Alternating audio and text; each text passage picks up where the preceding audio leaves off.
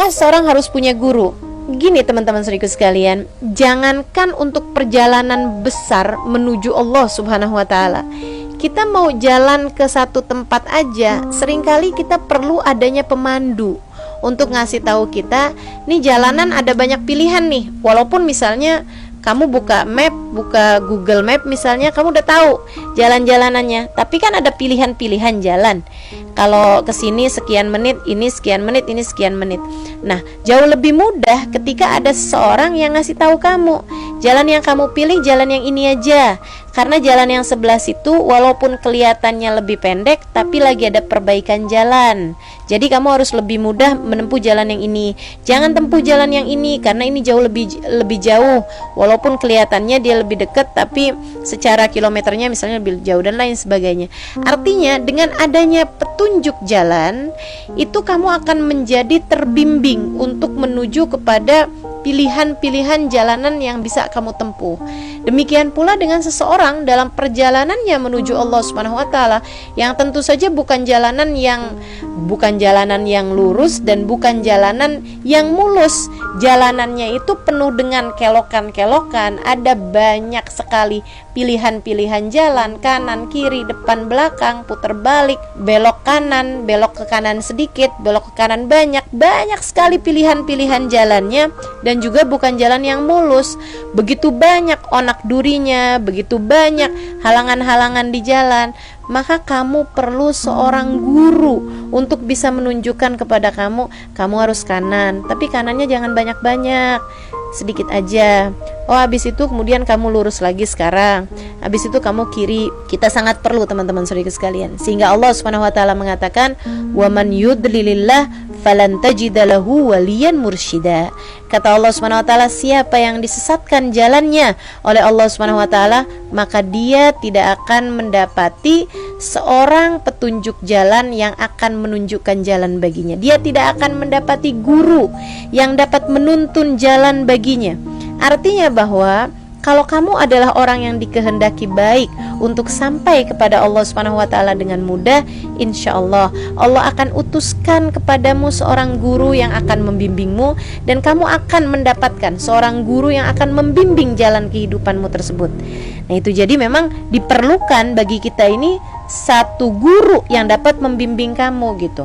Nah, kalau punya gurunya banyak gimana Ustazah? Gak apa-apa, boleh aja. Kamu punya guru banyak, ngasih tahu ini, ngasih tahu itu, boleh-boleh aja.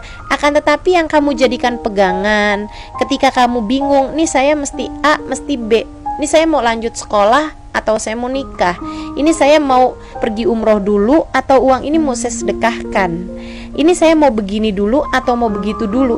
Nah, itu ketika kamu kemudian berada dalam pilihan-pilihan yang sulit dalam kehidupan, adanya guru membimbing kamu dalam kehidupan tentu akan lebih memudahkanmu untuk memutuskan keputusan-keputusan berat dalam kehidupan.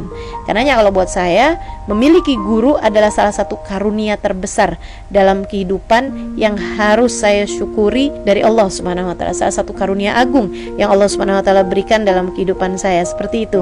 Jadi kalau dikatakan perlukah ada seorang guru, tentu saja itu diperlukan, gitu ya. Nah, terus gurunya ini nih mesti yang kayak gimana? Nah, ini Imam Ghazali menyebutkannya nih dalam kitabnya beliau. Satu, syaratnya mesti berilmu, katanya kayak begitu kan. Kemudian selain berilmu juga, seorang mursyid harus orang yang berpaling dari cinta dunia, bukan orang yang cinta jabatan. Dia juga harus memiliki guru bijak yang bersambung silsilah keilmuannya dengan baginda Nabi besar Muhammad alaihissalam.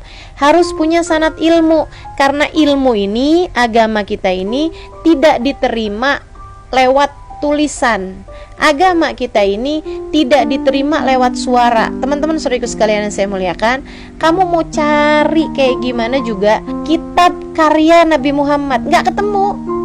Kamu mau cari juga rekaman suara Nabi Muhammad, gak akan ketemu. Guru besar kita ini baginda kita Nabi Muhammad, yang diturunkan wahyu dari Allah Subhanahu wa Ta'ala lewat malaikat Jibril. Nabi Muhammad yang menyampaikan ajarannya kepada kita sekalian. Tapi kan kita mau cari rekaman suaranya Nabi Muhammad, gak ketemu. Kita mau cari rekaman atau kitab tulisan Nabi Muhammad, gak ketemu juga. Sebab bukan dengan cara itu Nabi Muhammad menyampaikan ilmunya, akan tetapi lewat cara lisan beliau disampaikan ke telinga. dari telinga tersebut, telinga para sahabat, kemudian mereka menyampaikan dengan lisannya, diterima oleh para tabi'in. Tabi'in menerima dengan telinganya, kemudian menyampaikan dengan lisannya kepada tabi'in, terus berkelanjutan dari ulama ke ulama ke ulama ke ulama sampai kepada zaman kita sekarang ini, di mana pada zaman sekarang ini kita menerima ilmu tersebut dari para ulama-ulama kita, yang tentu saja ulama-ulama tersebut kalau kamu tanya memiliki nasab keilmuan yang bersambung dengan baginda Nabi besar Muhammad sallallahu alaihi wa ala alihi wasallam. Nah ini nih, kita jadi jangan asal-asal berguru kepada orang, misalnya asal dia tahu bisa nebak-nebak isi hati kamu, kemudian kamu langsung berguru sama dia. Enggak begitu teman-teman saudaraku sekalian. Dia harus punya beberapa persyaratan yang memang sudah belajar banyak dengan ilmunya. Maksudnya dia juga berilmu dan dia mengamalkan ilmunya. Dia juga ketat dalam melatih dirinya, menyedikitkan makan, menyedikitkan bicara, menyedikitkan tidur. Dia juga memperbanyak ibadahnya, sholatnya, sedekah, puasanya, tidak tertinggal. Dan dia juga memiliki perangai-perangai baik seperti sabar, syukur, tawakal, yakin, dermawan, qanaah, tenang, bijaksana, rendah hati, berilmu, jujur, malu, setia, berwibawa, tidak tergesa-gesa, dan juga sifat-sifat yang begitu sangat banyaknya.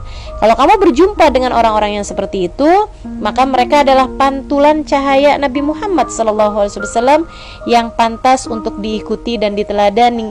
Seperti istilahnya, pantas untuk kita jadikan guru, di mana mereka ini digugu, dipatuhi, dan juga ditiru, diteladani dalam kehidupannya. Seperti itu teman-teman saudaraku sekalian. Nah, jadi jadikan guru-guru sebagai pegangan dalam kehidupanmu, dan juga ikuti mereka, patuhi mereka dalam pendidikan atau dalam perjalanan kita menuju Allah Subhanahu wa taala.